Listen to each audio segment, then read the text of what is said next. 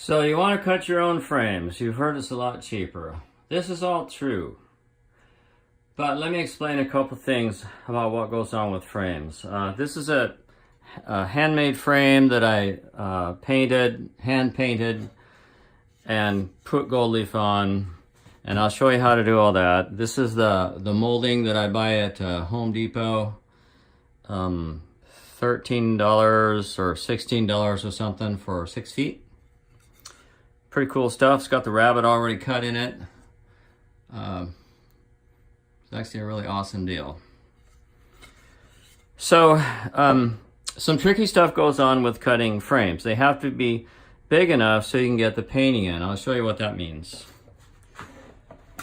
They take the painting out.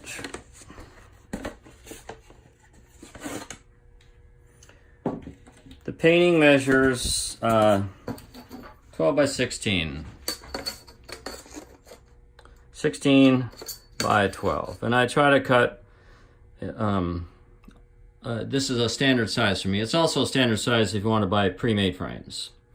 12 by 16. So when you have a 12 by 16 painting,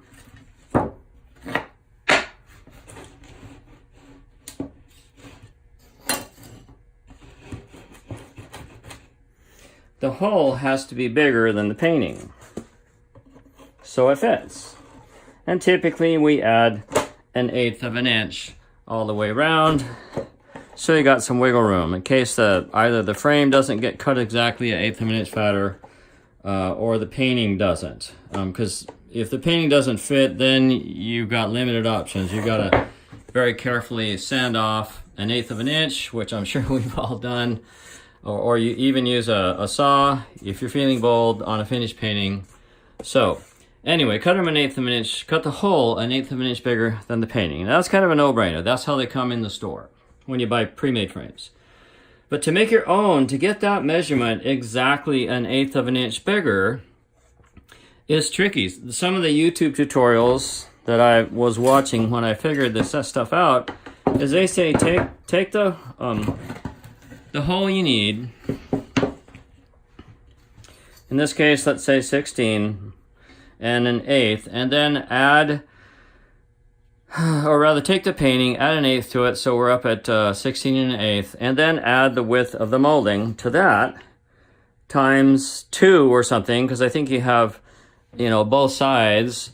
It's just really complicated math. I mean, it is just arithmetic, of course, but I'm reasonably good at math, and I kept getting things wrong. I would typically be narrow. Maybe I lost a little in the saw when I cut the corners, but I just got so frustrated with it, I said, wouldn't it be cool if you could cut to the inside of the rabbit where you know what you need? So let's change our numbers to 16 by 20, because I need to cut that size of frame. All right, so here's a piece of molding, and when I get ready to cut molding, I'll cover this in following videos, but the first cut I make is a 45-degree angle cut, and I cut the molding 2 inches longer than I need. Or you can do 4 inches, it doesn't matter. You'll waste a little bit more, but just cut it quite a bit longer than you need. In this case, if the finished size of the painting, we're pretending it's a 20 by 16 painting, then add 2 inches of that, and you got 22. So cut yourself a piece of 22-inch molding out to the end of, and cut it out of 45, so you've got, let's see, from the end of the 45, which is right here, out to the ends, I'm 4 inches longer. So whatever, maybe it's this measurement. Anyway, cut it a lot longer until you figure this stuff out. Just cut a piece that's way longer than you know the finished piece will be. And then measure inside the rabbit. And I've already done that. I've already marked out a 20 and 1/8 inch rabbit cut. Because I know that if the inside of that hole in the back of the frame is 1/8 inch bigger, 20 and 1/8 by 16 and 1/8, that my painting's going to fit. So here it is, 20 and 1/8. Lined up there, and I'm lined up here, and I made a mark.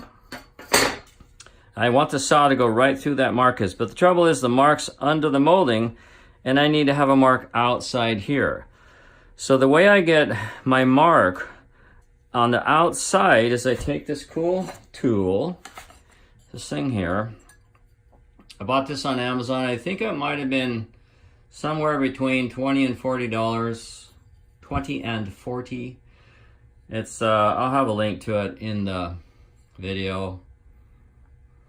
But what it does is it allows you to move that mark from the rabbet out here. So here's how I did that.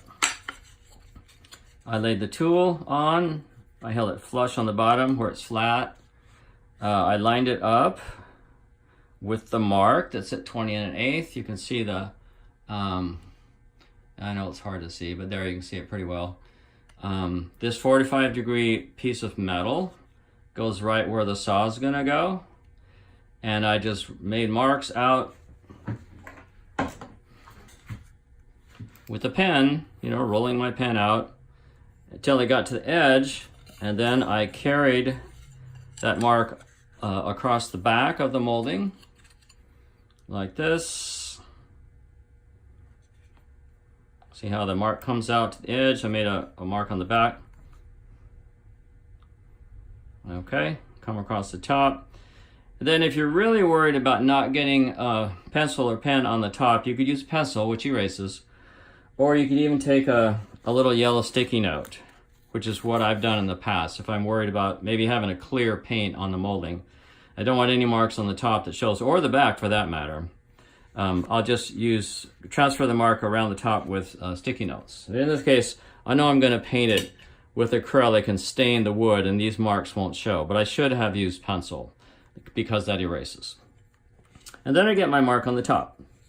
And what's cool about this is that you know that the saw is going to go through this mark, that mark to this mark, and you can even measure it with this again, if you really wanted to. Like that. It's a little hard now, but they do line up. If I were to hold it like that, and you can see that the saw blade will be correct. Anyway, that's my secret, is how to get your mark out to the outside with just simple measurements. One measurement only, the rabbet hole, which is 20 1/8. Make that mark, carry it across with your angle measurement to the top. And this is where the saw blade comes down. It'll just go. In the next video, I'll show you that on the saw blade. Okay, I think that's all I got for you today. This will be my first video in a series.